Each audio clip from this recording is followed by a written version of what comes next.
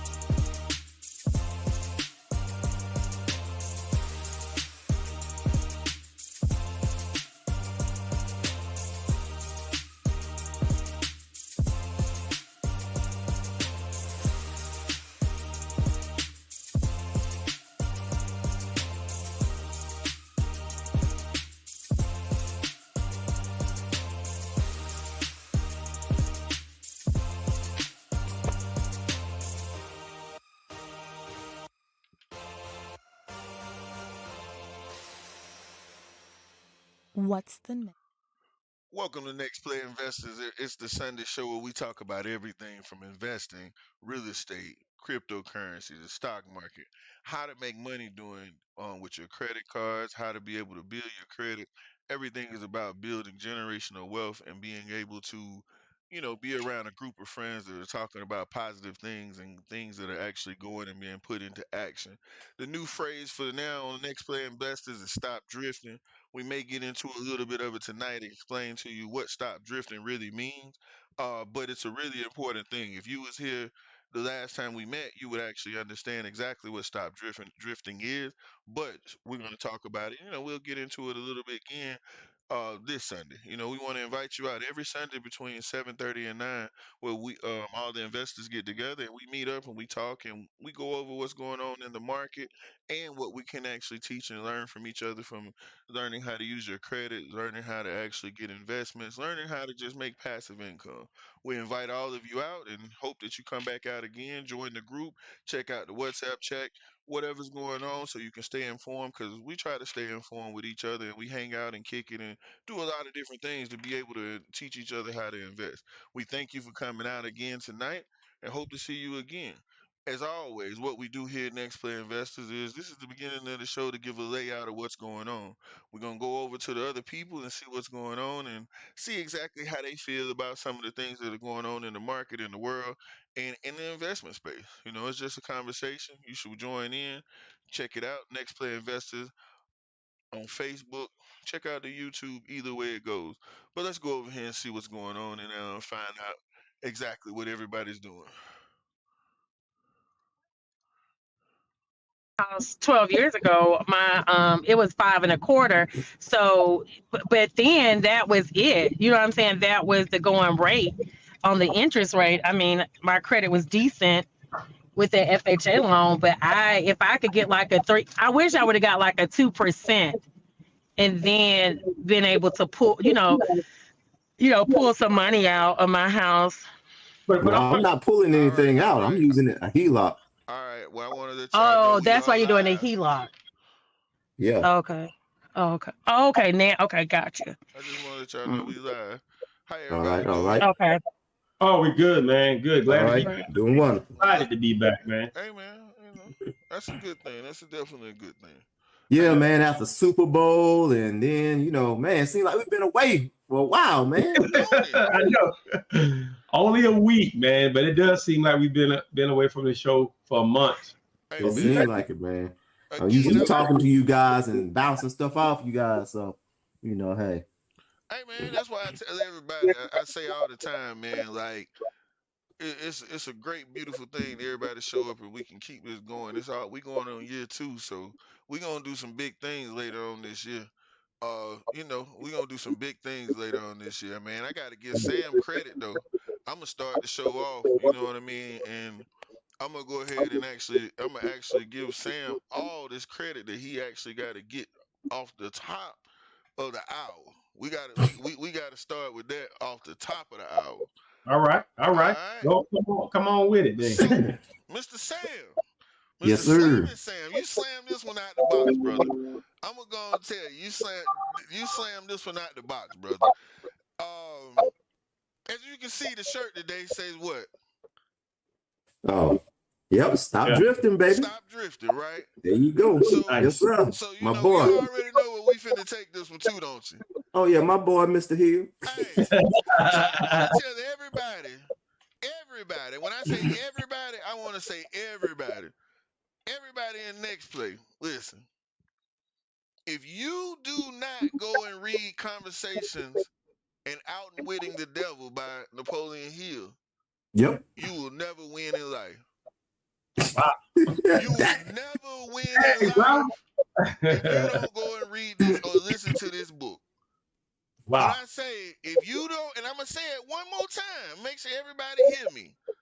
If you do not go read the book Conversations with the Devil, you will not make it in life. Yep. Wow. I'm going to make that statement because I went and read the book and I got focused this year because of other events and things that I found out over the year. And I didn't realize what was really going on with me. And when Sam brought up the book, I told him somebody, I said, man, I done read that book already. And one day I was just riding. And someone said, man, download that book and listen to what Sam was talking about. Just I was getting ready to go to a job, like getting ready to go to work, going about my business. Not really even thinking about it because I don't told one person I don't read this book. When I tell you and everybody in this room and everybody on NextPlay and Facebook, and I'm gonna probably cut it up and put it on there again because we finna get busy now. But if you don't go read that book, listen to that book, find out what that book is talking about, you will not make it in life. You will. I can tell you now, you will not make it in life. Because it seems like it's so simple, and then you wondering why so many things may not have went the way you want to, or you wondering why you're not at where you want to be. And once you're listening to the book, it'll make more sense to you. Even for trading, for investing, for whatever you're trying to do in your life, it will explain to you the most important facts that you probably really need to really, really, truly understand to really understand life. And that's why this shirt said, like, if you go read, and I'm thinking about making these shirts because as you can see, this guy on the shirt, this is a drifter, and we got the whole thing is stop drifting. That's the NextPlay's new motto. I ain't even talked with the guys because I already knew they're gonna say yeah because they don't read the book. Mm-hmm. Yep. Mm-hmm. I'm ready a couple times. NextPlay. This is just coming. The new rule in NextPlay is stop drifting. All right, talk about that. You know what I mean? And drifting. Who's it by? Whose conversation with the devil by? Napoleon Hill. Sam brought it up about the last time we met, and Sam was here, and it was his success story because he had started reading the book, which is probably like what 4 weeks ago. Yeah, about 3 weeks ago, ain't it? Yeah, 3 or 4 about weeks. 3 weeks ago. Super Bowl. So it's 4 weeks. So it was about 3-4 weeks ago. Okay. Yeah. All right. I see one called Outwitting the Devil. That's what we're talking about. Yeah. That's one we're talking about. But Yeah. and so excuse me because I said Outwitting, but it's Conversations with the Devil. Yeah. This book so powerful. That's what I call it. I'm sorry. The name of it is Outwitting the Devil. But it's so powerful. I sent it to my 11-year-old daughter and told her she got to listen to it. Wow. Like, but you know what? It makes sense because in the book it talks about distraction and kids always follow what the parents do, and about drifting, which basically means wasting time. So you got to think as a young child, if your parents really told you how valuable time was and you really understood how valuable it was as a kid, you can just kind of imagine, how your life would be different because time is valuable, very valuable. And as a kid, you don't realize that. So you just kind of wander through life until you become an adult. Yep. And before you know it, respect for time. It's over. You like, shoot, look up and you're 30, fall back into drifting. Look up, you're 40, fall back into drifting. Next thing you know, you're 50. And it's a whole cycle of it. But they call it, I think in the book they use, they say the terminology, hypnotic rhythm. Mm-hmm.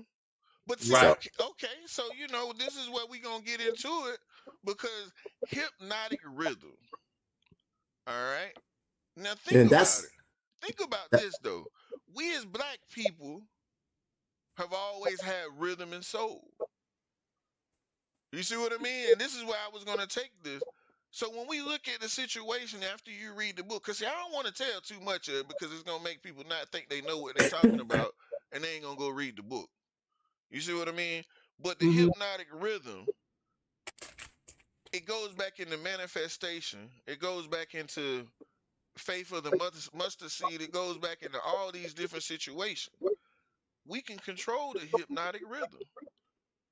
That's the most important part about it. So all of us meeting here every Sunday, we never said we was making a hypnotic rhythm.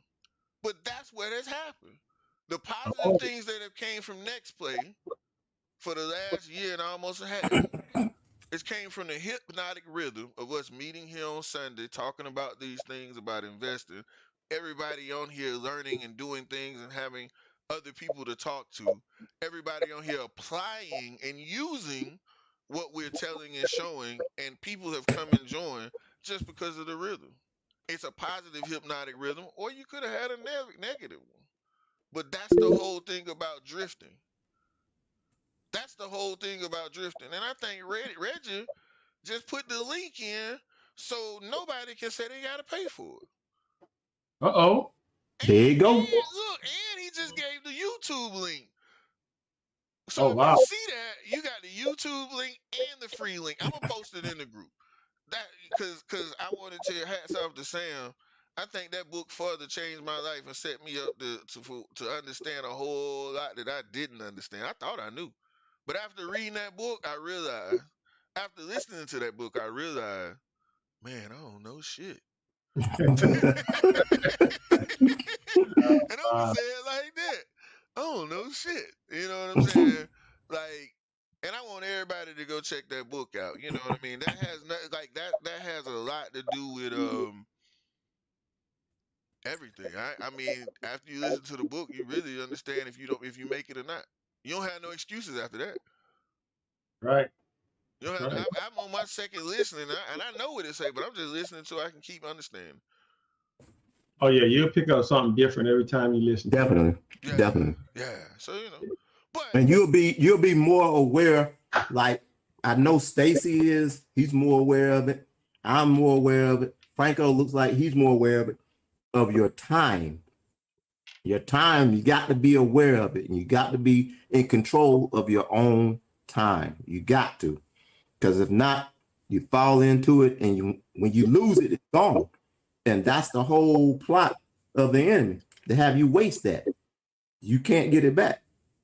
So, you got to be in control of your time. And being in control of your time is actually being in control of your destiny.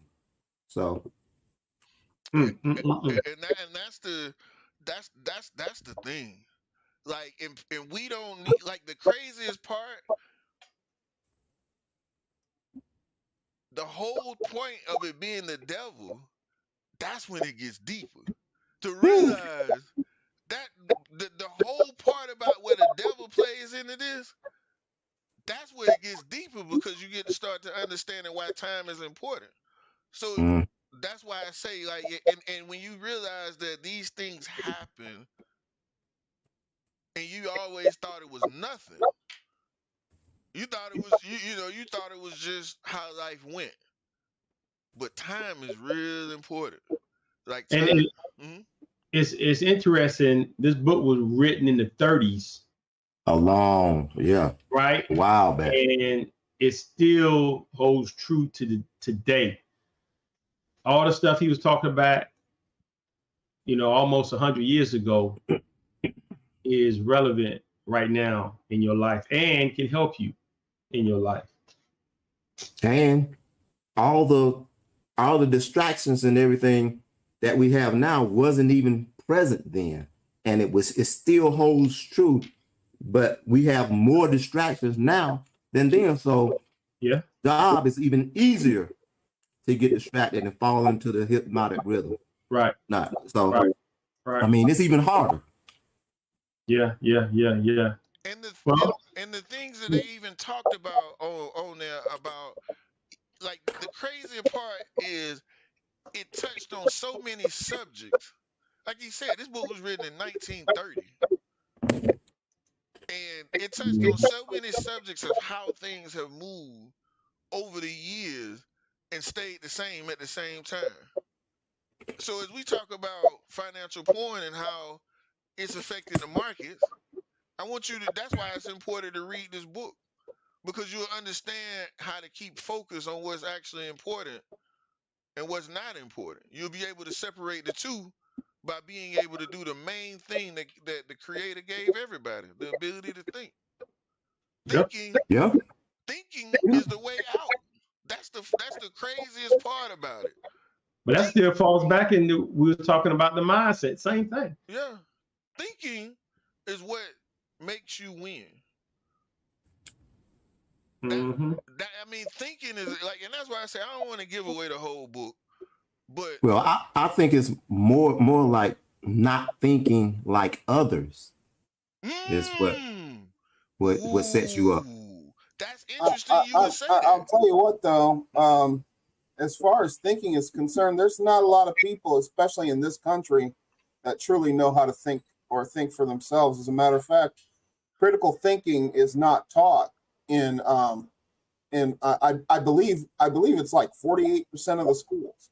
Guess what, Reggie? When you read that book, you're exactly right. And that really kind of segues into a book that I'm reading right now called Titan. Oh yeah, you told me about that one. Yeah. It's a book. It's the biography of John D. Rockefeller, and everybody's heard of John D. Rockefeller, Jay-Z, The Rock, all that. You know, Rockefeller had all the money, but when you actually read this book, this guy was a pioneer for America. When I say a pioneer, he is the one who developed the school system, the board of education, this guy, John D. Rockefeller. And when you listen to this book, because it's written, this guy, he lived in the 18th century, 1830, 1850, 90. And his thinking, this is my point of view from reading the book, was he couldn't teach that type of information in the school system, because if he did, it's going to affect his bottom line.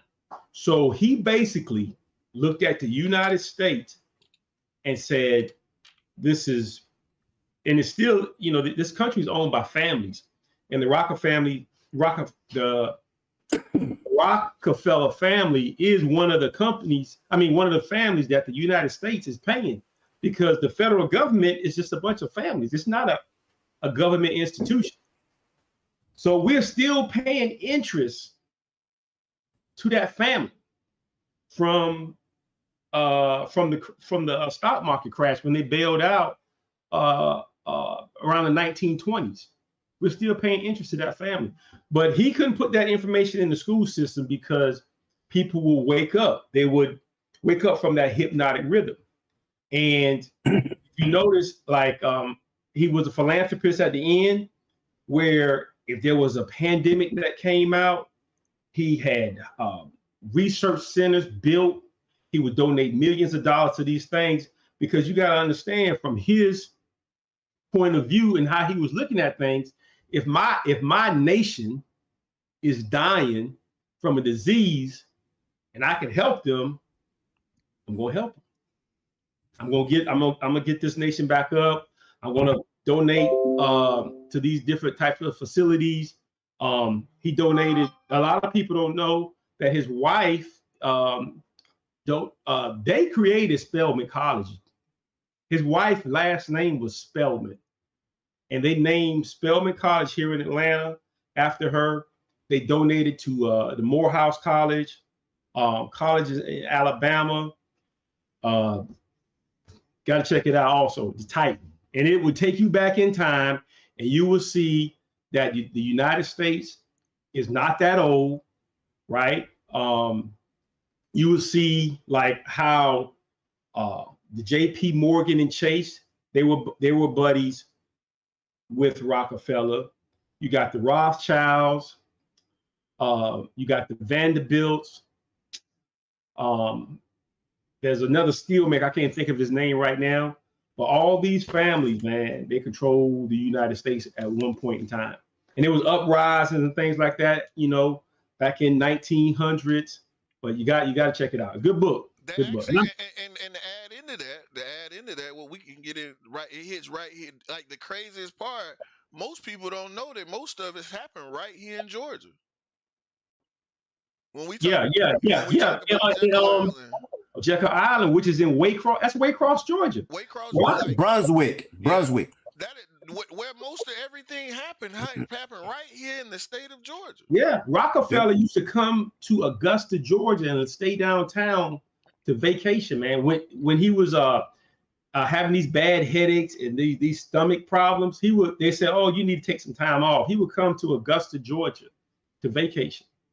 You know, it definitely takes you back in time, and it just breaks down America. And I know this is gonna sound crazy, but man, we are living in one of the best countries in the world. That's how America became an economic power, just from that oil production. This guy in the 1850s was drilling for oil in different countries and shipping it to the United States, shipping it from this country to other countries, and he put the whole thing together. And one thing in the school system was not financial literacy, but that's the reason why. Because he was in control of everything. And, you know, if everybody wakes up, nobody's going to work. And so, Reggie, when you say critical thinking and nobody has it, it's systematic. It's systematic for everybody. Because all I can tell you, and I bring it back here, if you don't go listen or read that book,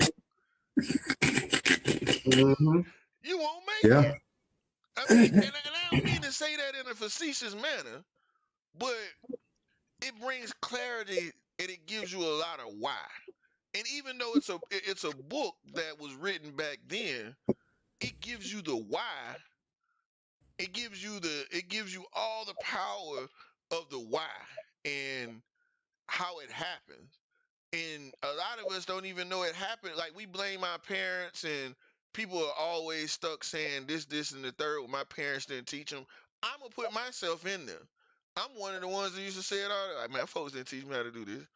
But the craziest part about it is nobody taught them. And when we say that, they don't even know they been drifting. You know what I mean? Because they didn't know they was drifting. So how can they tell you about drifting? Because it's so secretive that it's so secretive and simple. But the crazy part about it is most people don't even think it is what it is. You know, and most people are not even thinking. We'll just say that the devil is what it is. And I know some people may look at it and question it from a religious standpoint. In order to make it on certain ways, you got to throw that out the window. Because this is not a play against it. This is not a play against your beliefs. Just be open enough to take a chance to read and listen to the book. Because I know some people see devil and say, "Oh." Well, that's the reason why it wasn't produced until I think it was 2011, because he couldn't release it back in the 30s because of everybody would have been bashing him. And in the book, he talks about that, how everybody would bash him. And then after Napoleon Hill died, his wife would not wouldn't release it. Yeah. And so it was years after she passed away before they were able to release it. It took 70-something years for the book to even be published. That's how I guess the societal standards, how much the societal standards have shifted. And then the crazy part is the drifting also caused the societal standards to drift to where the book is needed. That's the crazy part about it. And you've seen over the past year or so since the pandemic hit, people have started to wake up really more on investing. People have started to wake up about financial literacy, about credit, and this is how we got here on Next Play. Even though we wasn't abreast of that whole situation, like this whole book, but Slam and Sam came through with a hit. Then, man, you grand slam that one. I gotta tell you, you grand slam that one, man. I read the book over 7, 8 years ago. Man, that book there. Hey, man. I hope everybody at Next Play. I hope everybody at home. Hey, man, you gotta read. You gotta listen to it. I didn't read the book. I listened to Audible. the book. Yeah. All right, so I listen to the book, and listening to the book with them people talking in the different voices. I'm gonna be honest with you. It was almost like an old movie where a silent movie. It made you visualize and see the whole perspective from, because if you read it, I don't think you can get for me. I don't think it would have hit as hard if I would have been reading it. Well, I'm gonna tell everybody here a trick. With Audible, you can do both. You can get the book, the hard copy, and you can read it, and then listen to the Audible while you have the book. Mm-hmm. So that way you get double for your trouble. Mm-hmm. And it makes it a lot better. Yeah, it's a real trick. Because I listened to it, and man, it was a real interesting piece of work. So I wanted to drive that home today, for real. Well, you drove that one all the way home, sir. Hey, man, shoot. And it's in the garage. Hey man, and then we get into detail. Yeah, you drove that one on in there, sir. Hey, yeah. So I guess we get going with tonight, man. We got a couple of things we want to talk about tonight. Tonight, man, we kind of see what's going on. We got to get our flow back. We ain't got no more holidays coming up. Football gone. Basketball will be a while away, so we got enough time to kind of get our groove going, get some hypnotic rhythm going again. Yes, sir. Let's get it. But we're gonna talk about Ford and Tesla tonight.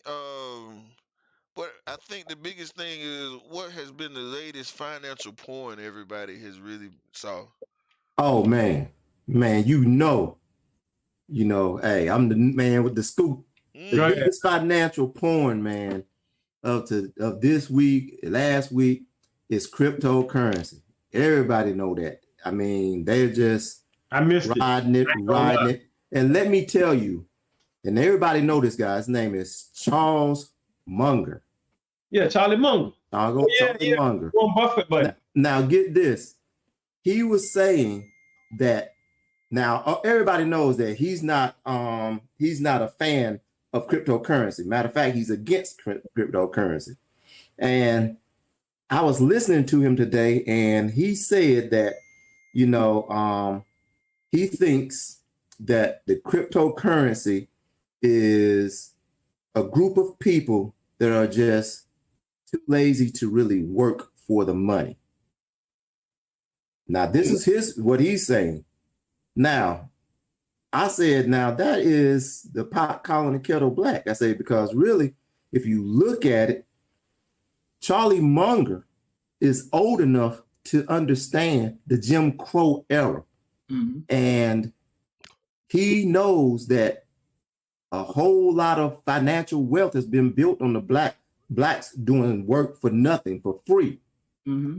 So it's the same thing. So for him to say that, hey, people that are investing or the people that develop the Bitcoin and stuff are just, people wanting something for nothing. Wait a minute. I just shook my head like, wait a minute.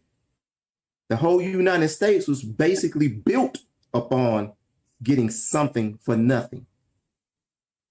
So, needless to say, the crypto sector in this whole thing this week, man. Of course, you have what is that? ACC or whatever they are. They are putting stricter laws together to sanction crypto. You actually had one company that had to shut down, and they were ordered to pay $100 million. Whoa! In fines. From who they paying? Huh? I said, who are they paying the fine to? When crypto is on the SEC. What is it? The SEC. The SEC is who they're paying. Wow. They said that's one of the biggest fines ever handed out right now. So then but the company, what they were doing, they were lending money, I think, under the crypto rules. So lending money. Oh, and, okay. I got you. So they were actually legit, they were like a Coinbase company. Somebody like that. Who's already Go So, ahead. Go ahead. so now I ask y'all though. See, we always say when the news start talking about it, it's too late. It's too late. All right. So is the news blew up NFTs, cryptocurrency. The news blew up all these different things the last couple of months, and everybody made all their money. Yeah. Who's best to be like if you was trying to scare someone? Who's the best players to use? The biggest, CNBC. huh? I would say, CNBC. No, the Fed. Okay, CNBC, the Fed. Anybody else got something else? Reggie, Sequester. Hey, Sequester. I see you over there, Sequester. Nicole, y'all got any other? Who else y'all would think the financial porn like they would get to use? What else? I would say Instagram, YouTube, Facebook. Oh yeah, Meta, all of them. Yeah. I think they're And matter of fact, this year they used the Super Bowl. So and now hold on. So now I bring that back to you because I was waiting to hear this part because that wasn't the answer. But if the cryptocurrency, and let me say it in a better way. If cryptocurrency is supposed to be doing so bad and nobody is believing in it, we got to look at this correctly. You got Charlie Munger coming on talking about cryptocurrency. You got Kevin O'Leary coming on. All these big time titans that people are influencers for the culture, for the world, are coming up trying to talk bad about cryptocurrency. But at Super Bowl, we saw almost every commercial. We saw things put on the TV where people spend millions and millions of dollars to advertise cryptocurrency. So are we really witnessing financial porn, or is Charlie Munger and all these other people, they're part of the system trying to trick Trying to people? distract you.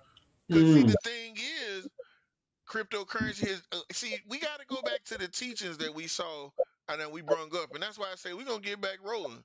I myself know, because when I brung that chart up, cryptocurrency has a couple of months where it goes down. It's at 38 right now. Yeah, and then it blows up. And so, again, if you listen to what Charlie Munger says and all the other people says about regulation and getting hedge funds into it, and all talk about the people, what are they doing? They trying, like Stacey said, who they paying this money to? Because they shut them down and made them pay them some money, but the people, all they got to do is fix it because it's business. It's not personal. They don't have to. They not got to shut down the company. They just got to fine. Right. You see what I mean? We're not like, so we got it. When you look at it from the perspective, they're not shutting the company down. Actually, they did for a week. Okay, for a week. But now they had to fix what they had to fix, right? Right. They had to fix what they had to fix, and then the company comes right back. Now think about it. The company got it. They got $100 million fine. Think about that. That don't mean that's all the money they had. Right. You see what I mean? Think about how much money they don't made, and then the cost of doing business, and now you got a situation where they got $100 million fine. So think about how much money they don't made to be able to pay $100 million fine, shut down for a week, and come back again.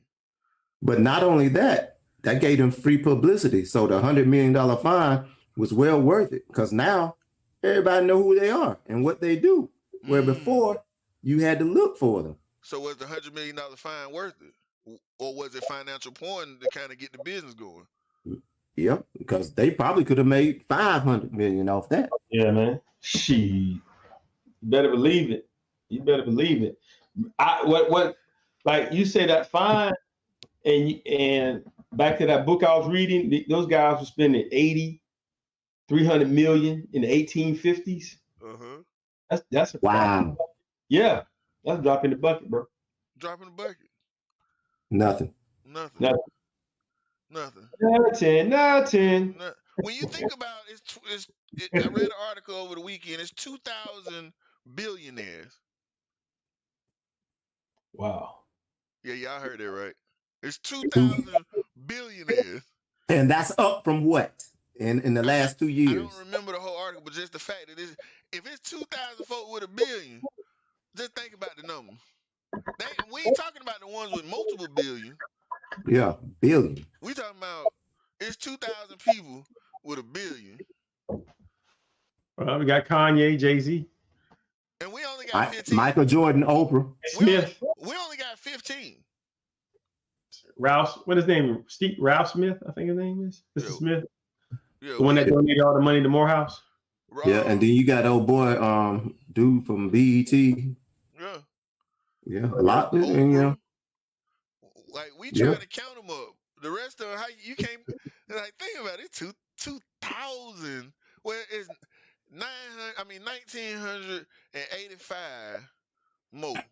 They got a billion, and we can only count a couple on our hands that we have heard of. But I just showed you, you only got 2,000 in the entire United States. No, that's the world. That's the world.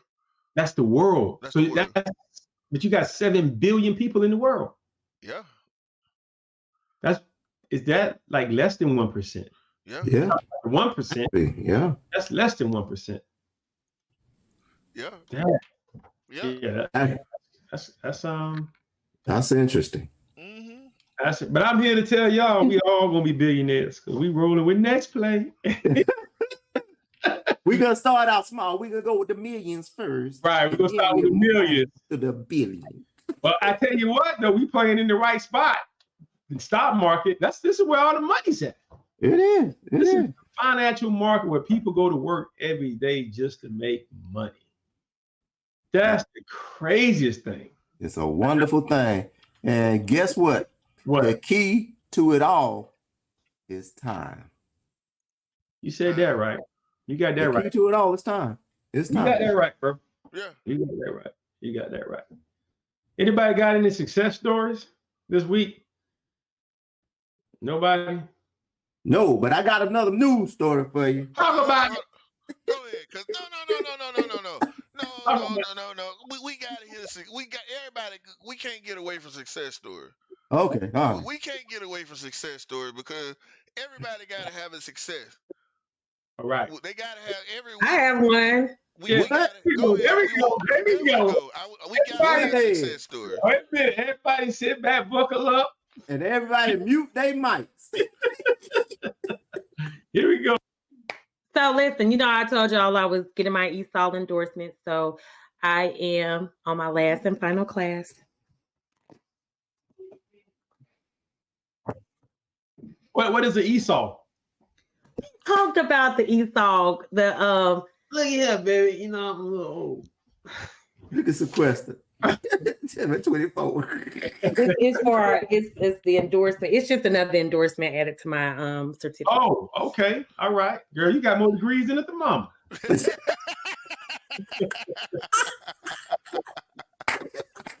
Hey, congratulations, Nicole. Congratulations. Thank you. Uh-huh. Thank you. Sequester, Reggie. No. Success story. Let me think. I have started reading books because I haven't been doing that. Oh, Congratulations. And my husband bought some property in Sumter recently through an auction. Oh, good. And he's going to put a trailer on it. Actually, he's in the process of putting a trailer. It does better in that area. Instead of building a house, they do more trailers. Mhm. So he looked into purchasing a trailer, and he's getting ready to start the process of purchasing the trailer. And he doesn't know if he's going to sell or if he's going to rent the trailer. So we're still working on that. So that's going to take the property value up to make it where the property is going to be more valuable as soon as you put the trailer on it. Right. You say you got it at an auction? Mm-hmm. Property? Yeah. Tax sale auction? It was through like we do a lot of, we don't do it as much anymore. We used to buy a lot of cars through Gov Deals and those different types of, Oh, yeah. I know it's so saturated now that you really can't, it's not worth it anymore. But he found that trailer. Actually, he found the land, excuse me. And then he bought the trailer with a repossessed. Oh, He went and looked at the trailer and made sure that it was good. And so last week they had to clear out some debris and do some water, some piping, I think, for well. Okay. Clear some trees out, and then they'll be able to move the trailer on and hook it up. So Okay.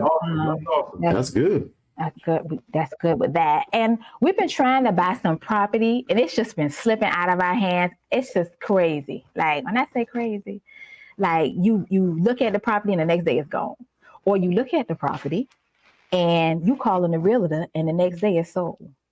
Wow. Oh, y'all got a contract on it. Right. That's enough. If that's what you want to call it. Yeah.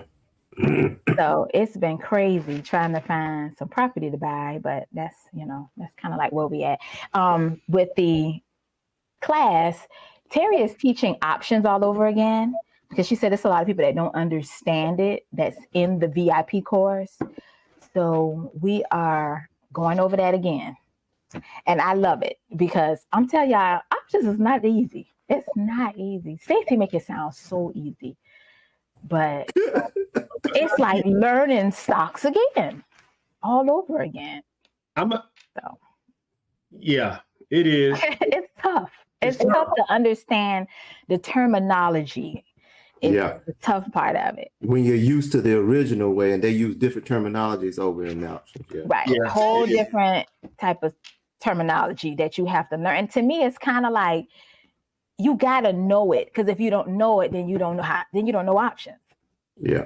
Well, I'm gonna co-sign on that, because man, it was a conversation that happened this week, and man, it was amazing. But I was thinking to myself, how in the world do you pull this off?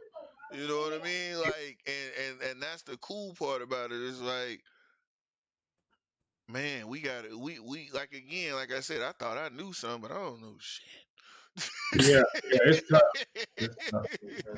But I can, and I'm still learning options. Even to this day, I'm still learning stuff with options, because they got so many different strategies with options. And but what I can say about options is you can make a lot of money trading options. Yes, Terry does it. You can make a lot. She'd have made $1 million in a day. You got to know what you're doing, though. Right. And that's why I'm so happy that we're part of an organization that makes $1 million a day. Mm-hmm. That's being in the stock market. All of us are part of that same organization.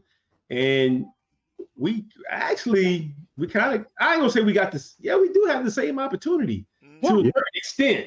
Mm-hmm. We just got to apply ourselves. Go read that book. If you read the book, you understand the extent. Oh my goodness! I'm serious. Like, you in that book. Sequester, you gotta go. I got it on my list. Look, you need to move it to the top. You got to move it to the top. Move to skip all the other moves, skip all the other books, and read this one first. Yeah. Options are good, and I mean, if you're on a part of Next Play, you want to stick around, because we can change your life. We're going to change some lives this year. Oh yeah. Oh yeah. Through the option plays. All right. Most definitely. That's all. I'm gonna get it. I'm going to get it. They finna beat me. Yeah. I'm going to get it. I think Sequester gonna be able to know about them plays, because she already kind of got she gonna be the leader. Idea. Yeah, she the leader. I think Sequester gonna be. I think she gonna be number one. Right. I hope so. Yeah, because you already got so much information at your fingertips. Uh-huh. You see what I mean? Like, and if you heard some of the other stuff, just the overview of it, you'll be like, oh wow. You know what I mean? Like, cause I ain't gonna say I know it, but just the overview of it, I'm thinking to myself, I'm like a little rat. I want my cheese. Another thing the option does, it kind of shows you, you kind of learn like almost like an overview of how the entire stock market works too. Right. Well, you learn that it's just not stocks. Right. It's just not buy and hold. Like this week right here, we discovered one of the reasons how Warren Buffett makes so much money. See, about 6 months ago, we talked about Warren Buffett and Charlie Munger and the Berkshire Hathaway and everything. And we said, okay, Warren Buffett owns 1 million shares of Coca-Cola. And so we were saying, okay, he gets this dividend every year, and he takes the dividend and reinvests it back in the stock, and then keeps doing the same thing over every year. But what we didn't know, I didn't know at the time, is that not only does he get paid off the dividend, but he takes the stock, there's ways through options you can actually make money off of the stock. So you can get the dividend, you can make money off of the stock every week or every 2 weeks.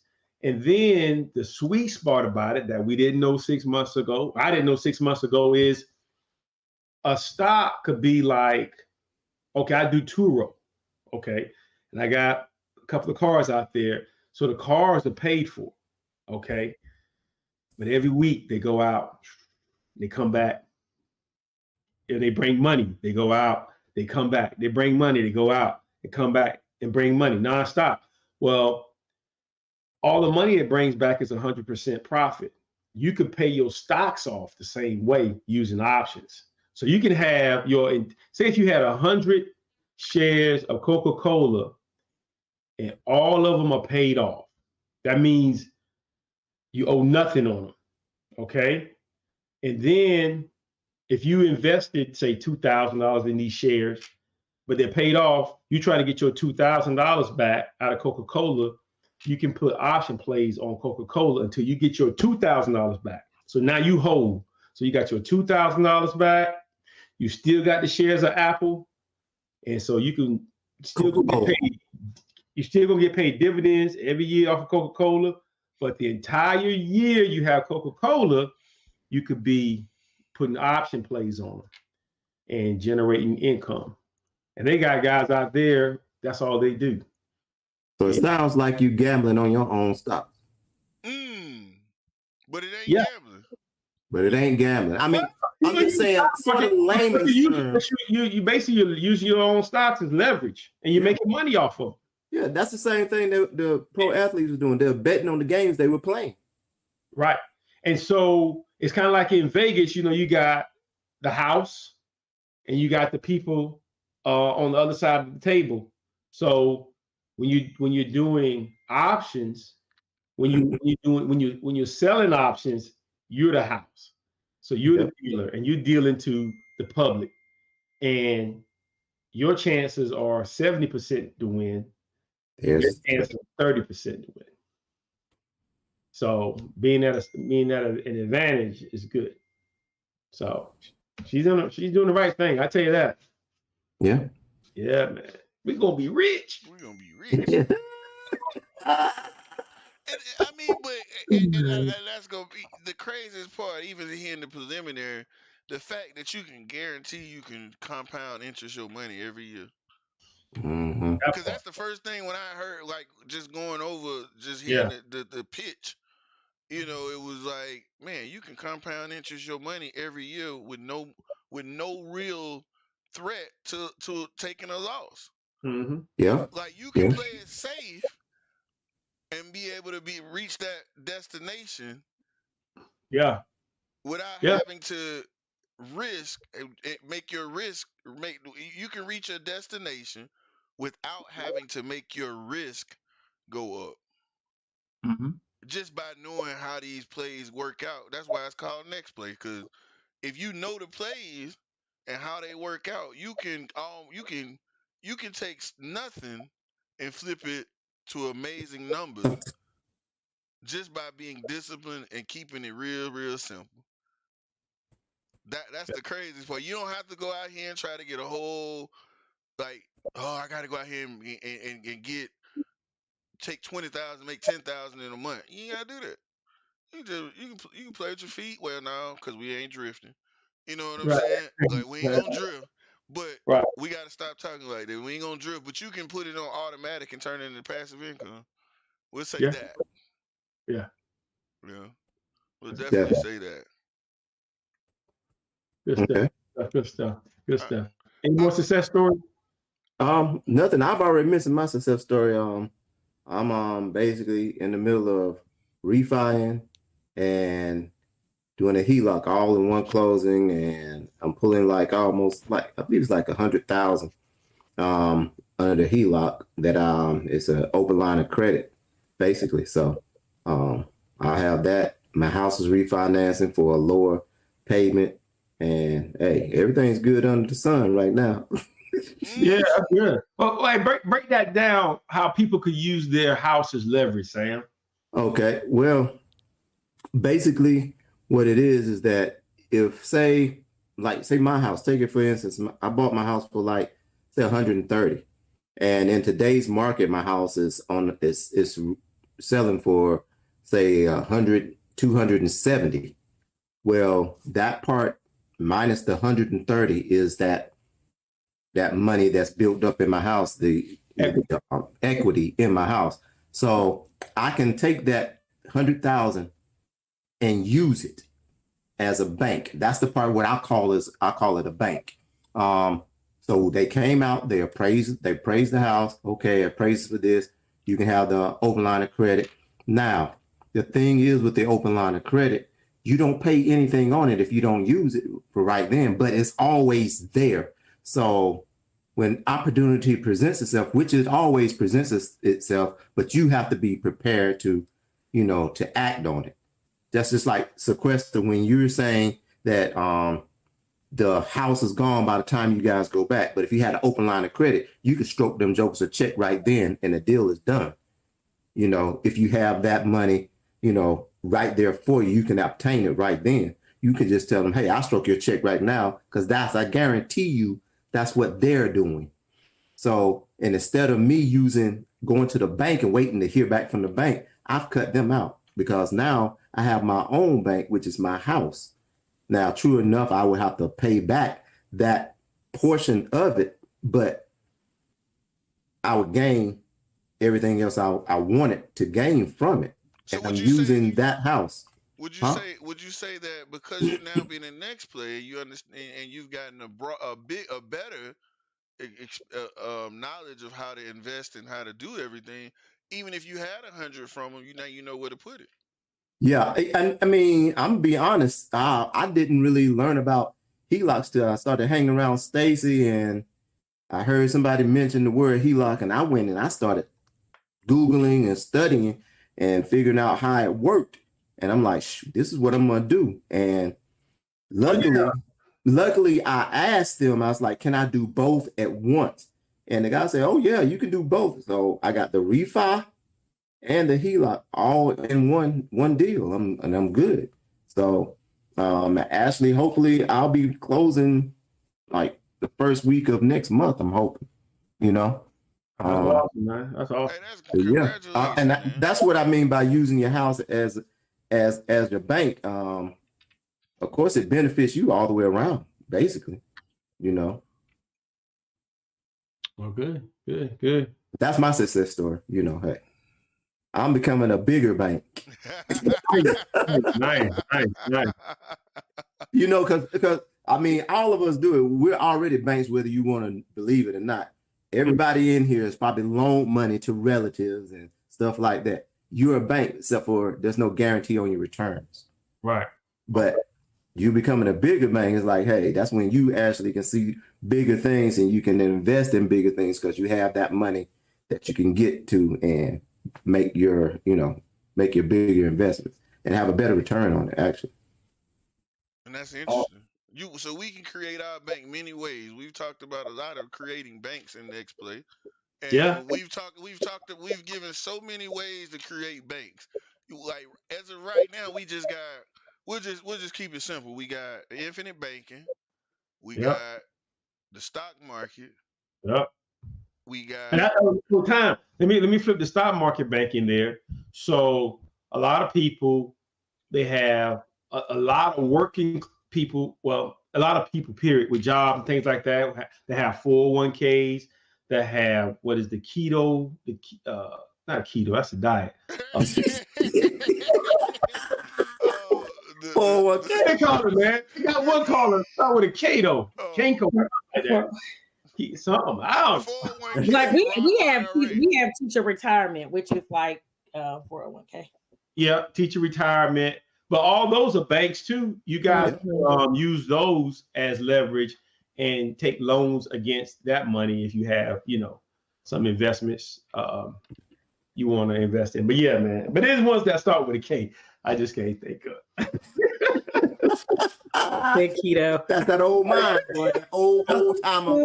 That's a karate move.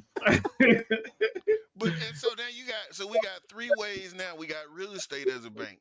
So in reality, when you sit back and look at it, everything is about creating a bank so you can create wealth. That's really it. And the thing is, you can buy your bank in so many different ways. You can buy your own bank, but that goes back to the book. Why financial literacy was not taught to the people. Because if everybody really took it serious and bought their own bank, right? Think about it. If you like, I'm gonna be honest with you. I'm pushing my daughter like crazy to teach her this stuff. So by the time she's 18, 19 years old, I don't really want to have any control over it. Like, look, you got a thinking mind. You go create you a bank. You do whatever you want to do for the rest of your life. You know what I mean? And that's my thinking with it. But the thought process of you can create a bank and forever be able to finance any of your dreams. And then on top of it, if you read the book and you stop drifting, you know what I'm saying? You'll have a situation where you'll be able to get all the things you want in life.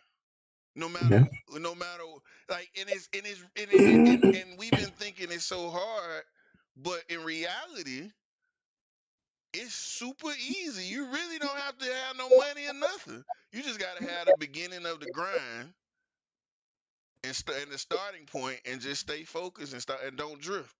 That's it. Yeah. An 18-year-old kid, if he has this information coming out of high school, he doesn't need a job. That's why the youngsters, and this is my point about it, that's why the youngsters are not working anymore, because they got into crypto. They got into the stock market at 18 to 20 years old, and they making hundreds of thousands of dollars because they sitting down and had the time to sit there and figure it out. Yeah. That's so true. It is. And we as older people, we didn't get a chance. You know what I'm saying? But the young people have had time to sit, because when it was cool for them, our generation was drifting so bad that nobody even was able to teach us this. And the information was out there. And it's been out there. You know what I mean? Like, none of the information that we talking about happened in the 2000s. Everything happened in the 30s and 40s, in the 20s, in the 10s. Like, none of this information is like new information that has came out recently. Only thing came out recently was crypto. But you gotta say that a lot of folks they weren't privy to the info. It was out there. Yeah. Along with the internet came a lot of but before that, the only way you could really get it was in a book. Go to school, right? Stock market.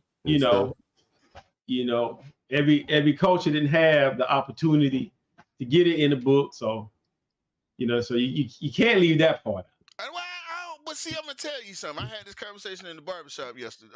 Yesterday. All right. Hold up. Man. You went to a barber? What you going to the barbershop for? I can't. Wait a minute. I can't with you all. That's our mess. I'm like, hey, I know everybody else. He went to socialize. No, I'm gonna ask you, but it was on y'all mind too. Y'all need to stop. Y'all need to stop. It was on y'all mind too. Y'all just didn't ask. I just wanted to make a comment. Well, listen, Frank, I think that's really awesome that you're doing that with your daughter. And I know, Sam, you mentioned some stuff. Stacey, you mentioned some stuff with your children as well. But when I was 18, that opportunity was presented to me. If you look at, I was looking at the summary of this book. The first takeaway from this book, Outwitting the Devil, was fear is the biggest obstacle that gets in the way of people's success. So for me, I didn't believe like, okay, if I invest all this money, so when I turn 40, I'm gonna have all this money. I just didn't believe it. If I would have stayed on that path, I would have had a lot of money. I have a question for you, Nicole. Huh? I have a question for you. Go ahead. So when you were younger and you saw these opportunities, fear, which is pretty normal for a lot of people. Fear may have kept you from taking up those opportunities, but the question is what kind of, somebody needs to mute. Reggie, that's you echoing. That's me echoing? Yeah, that's you echoing. Yeah. Weird, my mic never usually echoes. So the reason that I think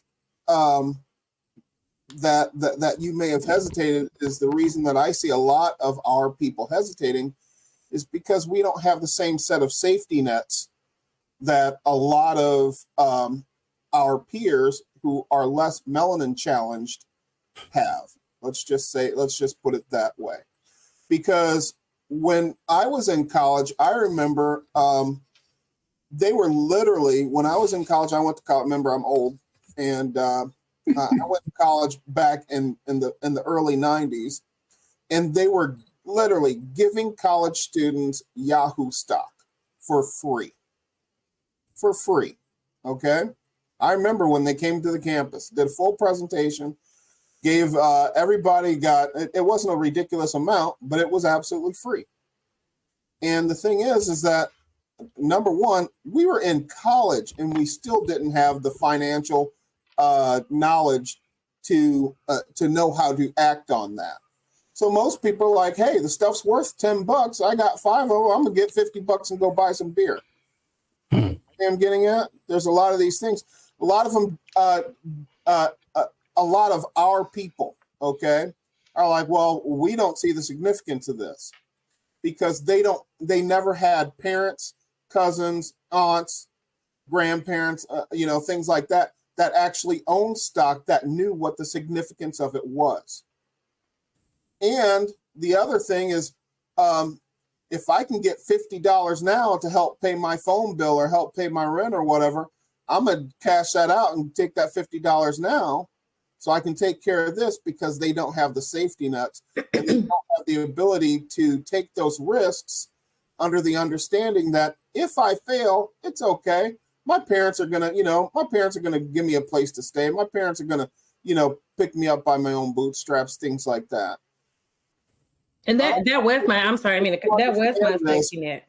But the thing is what I've been talking about a lot now, and I mention this in some way, shape, or form every week with you guys, is that,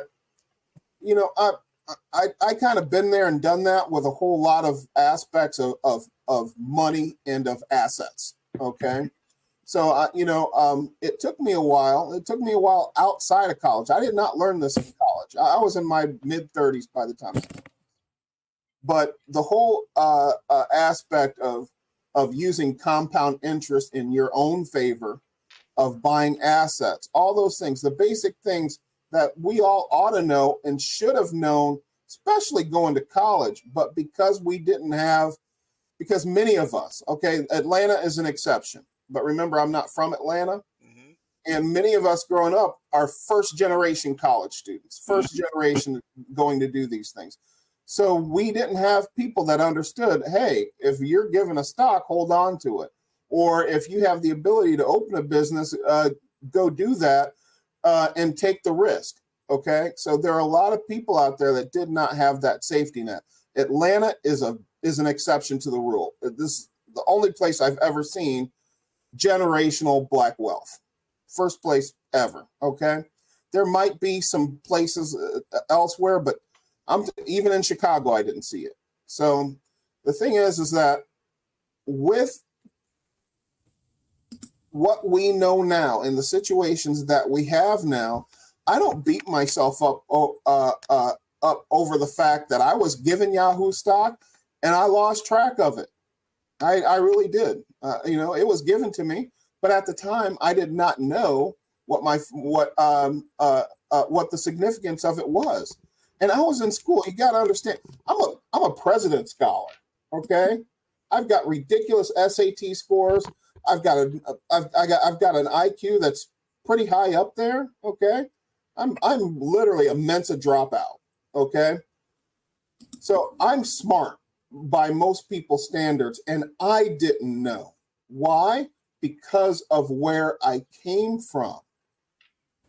And that is why I so emphasize it's not about the assets and about the money. It's about the psychology behind it and about what you do with it, how you react with it. We all have different income levels, but we all have 24 hours in a day. That's the great equalizer. And it's what you do with those 24 hours. And Bill Gates has the same 24 hours that you got, Tracy. Okay. So the thing is that what we all know about the situation, and then there's the fears and things that come to the table that come from our past, or just the plain old inexperience, because we don't have networks like this. It takes people a long time.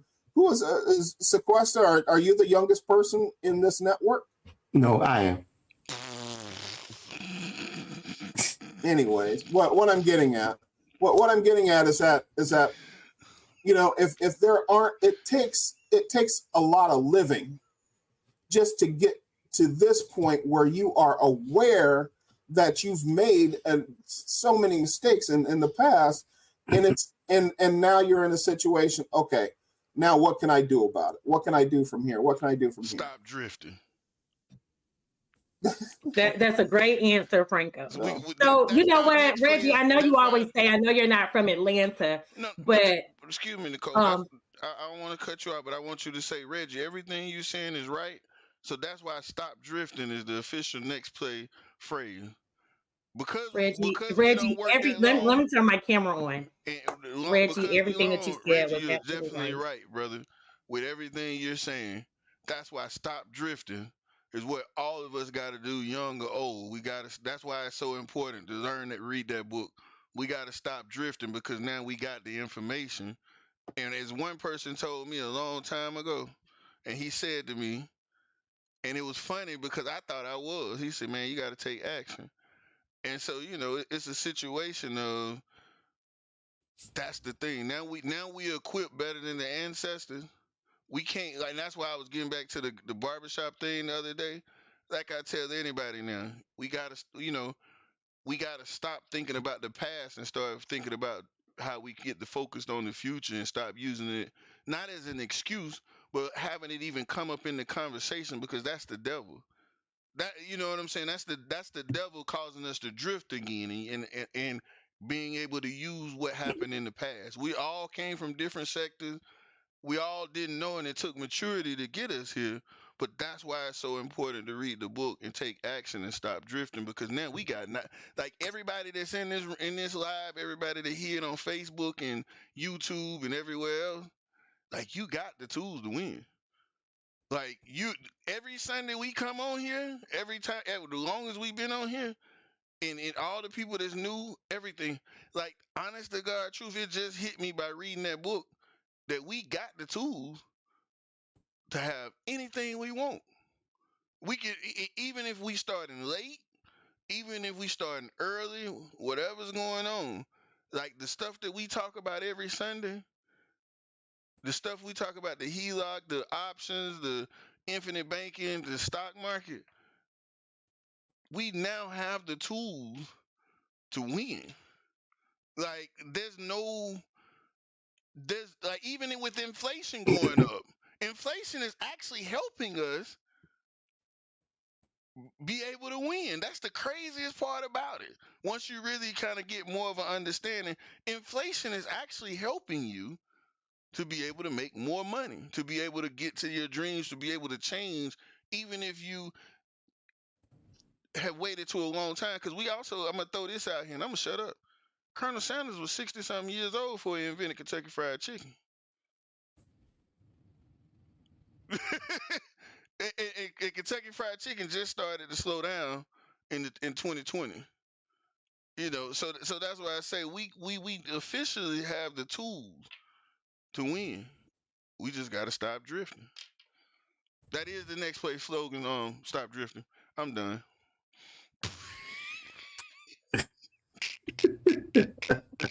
You yield. I yield the floor. I yield the mic. I yield the mic. Reggie, you right. Everybody, you know, man, we got to stop drifting. Got to. All right. Well, let's talk a little bit about the market. So the Nasdaq last week, Nasdaq 100, it went down 1.7%, and it's currently at 14,010. The S&P, it dropped 1.58%, and it's now at 4,349. Dow Jones Industrial, it lost 1.9% and now at 34,079. So had a little small pullback, a little small pullback, and we're gonna make it through. As far as the sectors goes, number 1 is consumer staples, 2 is financials, 3 is materials, 4 is utilities, 5 is real estate. Real estate is still going up. Yep. Still climbing. So I'm gonna tell you something. One of my one of my clients that we cool, she's she's an appraiser. Mhm. And we were talking about, like, housing prices, and she was just explaining something to me. Like, the craziest part she was saying is all these houses are being sold and people are paying way over just to keep pushing the price up in the market. So if you got a $300,000 house, somebody will buy it. It'll appraise for 300, and then they want 350 for it. So the person will pay 50,000 out of pocket for it. But soon as that house sells in that area, it drive the other prices up. And as long as the prices keep going, like, people keep paying more, and what's happening is the companies, the hedge fund companies, they're buying most of the houses. And so they can make a profit because they can keep driving the price up. When they keep buying more and more houses in the actual areas, and people can't buy houses right now because people don't have cash. And so the real estate market is just really getting farther and farther away from the regular people, because she was telling me, she was like, starter homes are not even existing anymore. She was like, you thinking you're gonna get $150,000 to $100,000 starter home? No, that's done. That's done. That's it. That's over. That's over.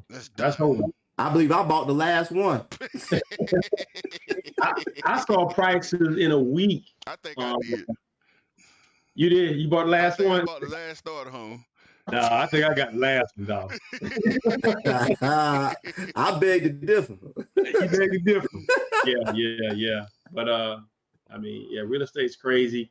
Then we had consumer discretionary energy. I've been seeing a lot of action in oil and gas. I've been doing some studying this weekend and all during the week, looking for stocks, to do option on. And I got 2 fuel stocks that I was looking at, and both of those particular stocks are still in the uptrend. No downtrend. Not. Go ahead. Is one Chevron, because your boy Charlie Munger said that they pulled what 200 million out of one place and dumped it over into, well, that was Warren Buffett. He pulled 200 million from crypto and put it over into oil.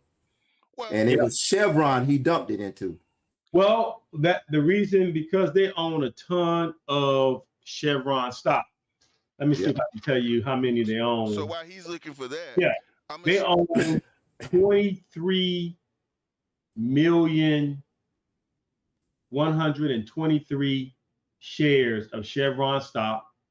Chevron stock pays a $5.36 dividend. Yep. Yeah. And they got 23 million. So that's why he dumped it then over there. So I'm gonna give everybody a tap that to show you how financial porn, like we talked about at the beginning, plays into this. Do you realize that Russia is a big part of the actual gas production? Mm-hmm. Yeah, they are. And so when we hear these talks about war for Russia, and they're you can go do the research. They're one of the biggest producers and one of the biggest suppliers of oil and minerals to the world. So if this war if they keep pushing this whole agenda on TV, you're going to see the gas price rise. You're going to see material price rise. You're going to see a lot of sectors that have been down rise out of the conflict that's starting to partake. So when you think about this gas situation and you see oil and gas going up, understand it was created through the financial porn and the actual all the nations being in one continuous cycle of making sure they help each other. Go ahead. So my question was, what was it, about 2 years ago? When was the price of crude oil? What was the price of it? Around $26 a barrel, somewhere around there. I remember the word was you could buy a case of beer on what you could pay for a barrel of crude for. And now they're talking about crude oil will probably hit $100 a barrel. Mm-hmm. And you best believe it's gonna hit that $100 a barrel. Just a short. That's less than 2 years, bro. That's a whole turnaround. You best believe it's gonna hit $100 a barrel. Now they already worried about EV cars too now. Yeah, that was a sheer case of financial porn right there. When they say, "Oh, it's gonna stay low for a while," and look at it, less than 2 years.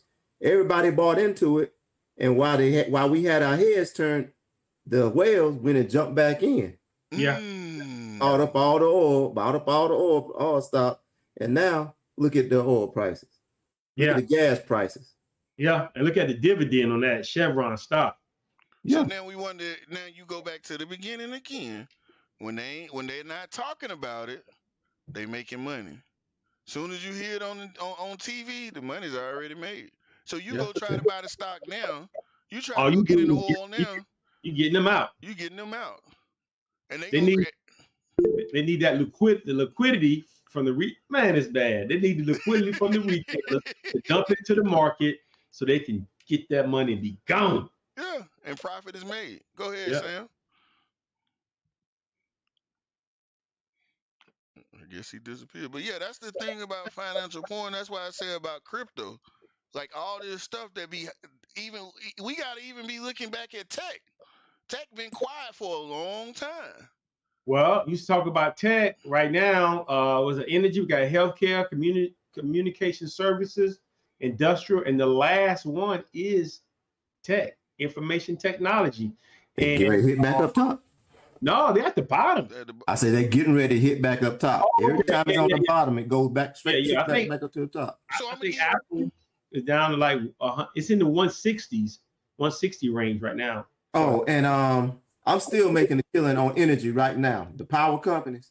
Yeah, bro. Yeah, they're good. Them, Duke Power. I'm making a killing. Yeah, they're good right now. So I'm gonna bring tech up. Mm-hmm. You said Apple don't went down. Apple don't did a split. Reggie said Google did a split. He put a message in the chat. What was that? Like week before last when we talked about Google.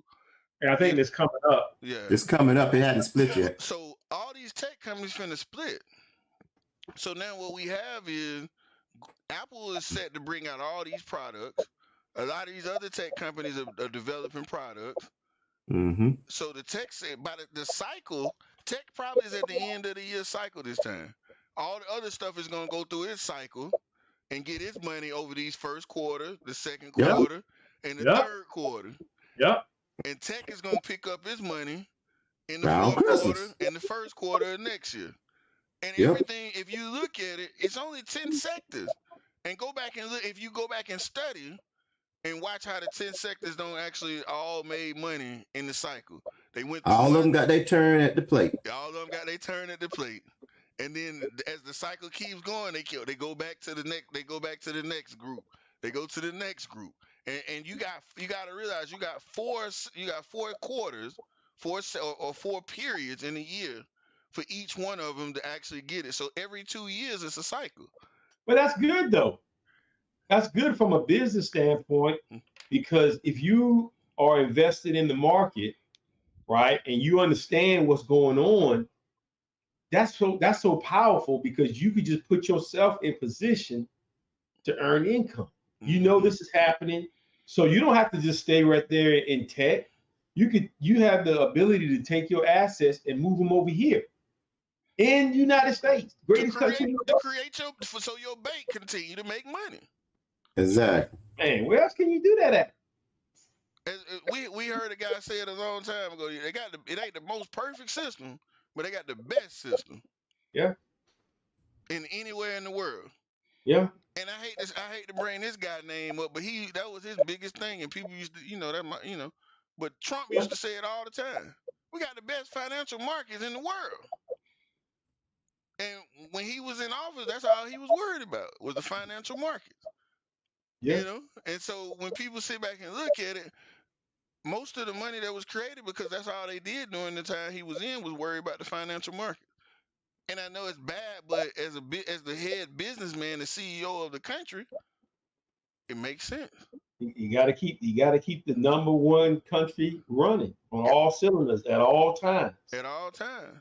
And I think that his psychology is a lot different. We think one way, but like Rockefeller, his thinking, I got to get this United States trained, ready to go. I got to do whatever I got to do to keep the United States running. And by the entire country running is just generating more cash flow. More cash flow, I could build these schools. I could build these hospitals. I could roadways, all that stuff, man. Ships, get jobs, and yeah, different mindset. That whole nother mindset. Like I don't know if no one ever know like what a yacht, how much it costs, like to have a yacht or to buy a private jet. It's like $60 million. Then you got to do the maintenance on the jet. Every flight, it has to go through, go to mechanic. You got to check everything after so many hours. But just the $60 million mindset to say, oh, I need a jet so I can save time. And to have that type of thinking that big, that's how those guys think. Oh, I need a jet here, and I need a jet over here, so I could, save a half an hour or save an hour. Different mindset. Yeah. It's so crazy, man, that we brought up the Rothschilds and what's his name again? My brain went to a place. Rockefeller. Yeah, I don't know why my brain farted then, but it's so crazy that we talk about that, because even to this day, the families of these same families are still disrupting because they've been trained to think. Yeah. I got an article here I'm gonna throw up real quick because we're running out of time. I know you're in the middle of stocks, but I wanted to talk about it and show people real quick, because it's crazy, because we talk about NFTs, and NFTs are really disrupting the market right now. Everybody can see this. But look whose name is right here. Where? You see where it says Rothschild? No, I don't see it. Okay, so this. But I'm pretty sure I see your article. Don't get me wrong. So what's going on with this is NFTs are wearing out companies, and the same as innovation and thinking and everything that we just talked about that has been taught to these families to how to think. Well, one of the Rothschild children, Mason Rothschild, he is the one that was selling the Birkin bag, Hermes bags online. He's the one that created the NFT Birkin bags, and Birkin is trying to sue him for creating their bags, because then they can't create none of their own, really. They trying to get him Nike, and you read the article, you know what I'm saying? So what happened was, the way he thought was, and the way the laws of the land are written, this is what's really how the young people are really thinking. You know what I'm saying? To innovate and actually do like we saying, to keep things running.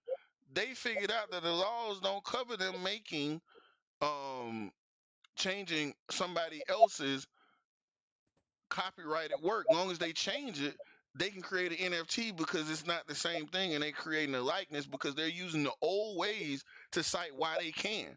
And they got, like, they even talk about Andy Warhol, if you ever know who he is, and it's all right there. So it's crazy that these people are still thinking about how to innovate and keep the money going so that the cash flow keeps going.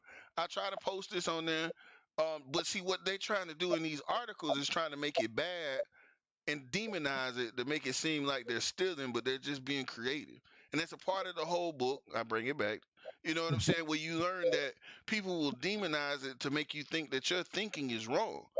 You know what I mean? That the way that you trying to be a thinker and to try to create ways for you to do things, the criticism and the fear and all the other things will make it seem like that you shouldn't do it. But in reality, the innovation to keep making the money, that's what everybody that's got that. That's why the rich get richer, because they keep thinking of ways to make money with the time, with And the money everything. they already have. Yeah, that they already got. Then you know, and the money is there just because. You know what I mean? And so I'm gonna turn it off, but that's the craziest part about it is these people are just thinking on ways to really make this thing work and to continue to make money with the money that they're making by thinking of new innovative ways to actually make money, to actually be in the mix and use their money to continue to facilitate money, to continue to uh, generate passive income, to come up with ideas that they know the laws,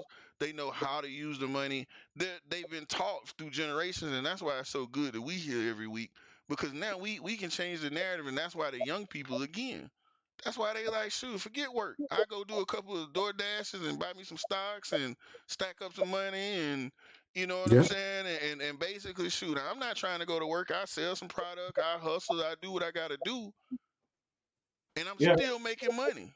I'm still building wealth, and I don't have to go to this job. I don't have to go over here and be quote unquote a slave.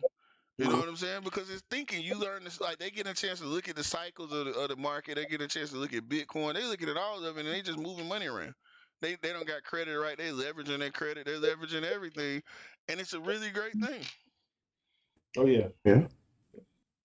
Definitely was, man. Definitely was. So what y'all So- buying this week? Oh, I'm actually thinking about buying some Apple. It's down, so I'm gonna take advantage. I'm running them option plays. I know what you're doing.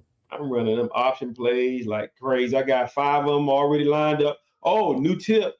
You still always learning with Next Play.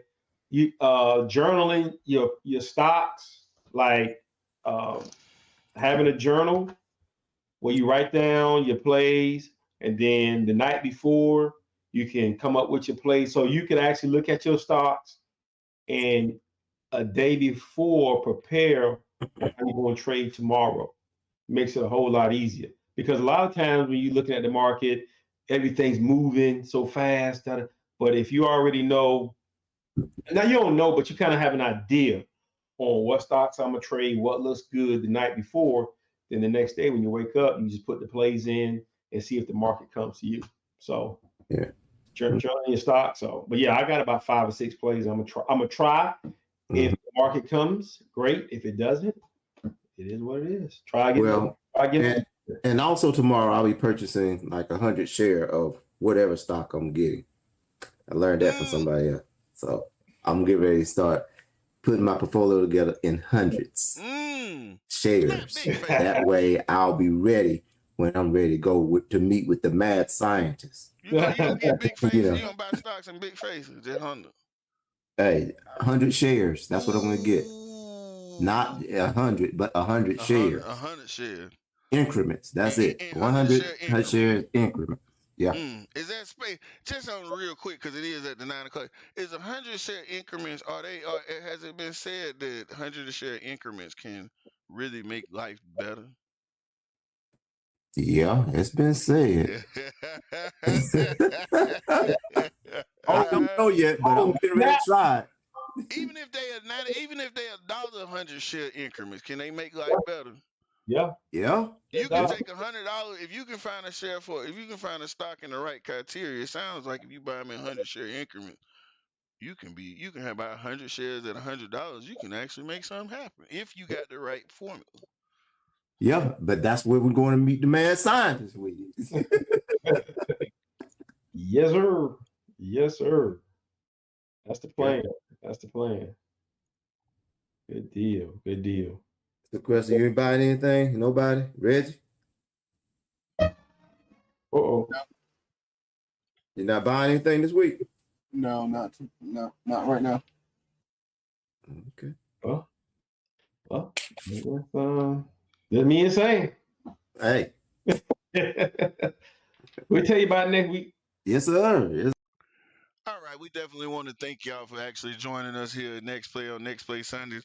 As you can see, we talk about a lot of different things. You join in, and we actually drop a lot of nuggets that everybody can actually enjoy and actually have fun and learn and give away good information. We dropping nuggets and using it through experience. We're not just talking about it; we're doing it. And the main quote is, like I said, now is stop drifting. We're not drifting anymore. We're trying to actually be very intentional about everything. We've learning a lot of things. We're sharing a lot of things amongst each other. So we're not drifting anymore. We're trying to become. Also, be on the lookout. Come join the group. We're gonna drop it. We talked about the book, Conversations and Outwitting the Devil, how to beat the devil and all of that. That we talked about that. We recommend that everyone goes out and take a listen to the book and get a little information, and you'll start to see a lot in next play if you join the group where we're talking about how to outwit the devil. You know what I mean? We definitely love and enjoy everyone coming out and actually sitting with us that have watched the video. If you watch the replay and catch it on YouTube or catch it inside of the actual group, we definitely want to thank you. If you got questions, make sure you drop us a line at nextplayinvestors@gmail.com. We want to thank you again and everyone for coming out and enjoying the time. Definitely making sure that we have a good time every week. We thank you and thank you and thank you. Thank you for joining Next Play. And until next Sunday at 7:30, y'all have a wonderful week.